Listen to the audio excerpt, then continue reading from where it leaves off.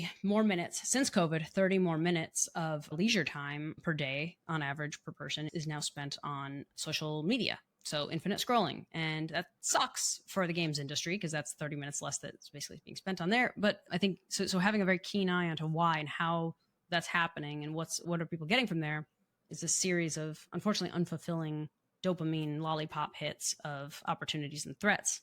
So the question is, will they pay for more intelligence? Right. And it's not exactly what you're doing, but it's very similar. It's very similar kind of, maybe it doesn't express itself as better intelligence per se, the way that like AI Dungeon would, but it's like a richer simulation maybe? Yes. And then you were talking about the theater of the mind. So when you say storytelling, you mean the stories that the players are telling themselves about what's going on in the game versus some sort of like narrative that is actually happening or that is canon inside the game?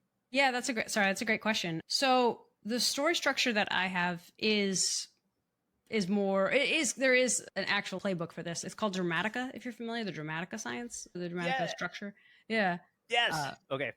So there's like there's 8 archetypal characters. I guess the structure of Dramatica is centered around the story mind. So it is like, how do you get these epics like Lord of the Rings and Star Trek and like Star Wars and all these multiverse, these cinematic universes, basically, like how do you build something out like this?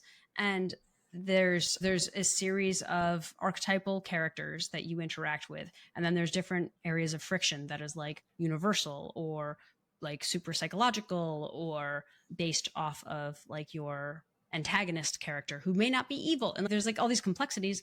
And then it's what I love about it is that it's very formulaic, so it goes into like subtypes of motivations and purposes, and some of the archetypes are like sidekick and a antagonist and a skeptic and all these types. So we put those into the Fae companions. So the Fae bots really power basically everything in the world. They'll power navigation, they'll power exploration, communication, and trade. Like we want to have them be the central like instigator for that, because it's all, these story systems are just character based. It's just like really social interactions, which comes back to that evolutionary reason of how societies formed and why storytelling existed. But I'll stop there. So you're basing the Favot's personality or their actions and what they say based on these archetypes from Dramatica science.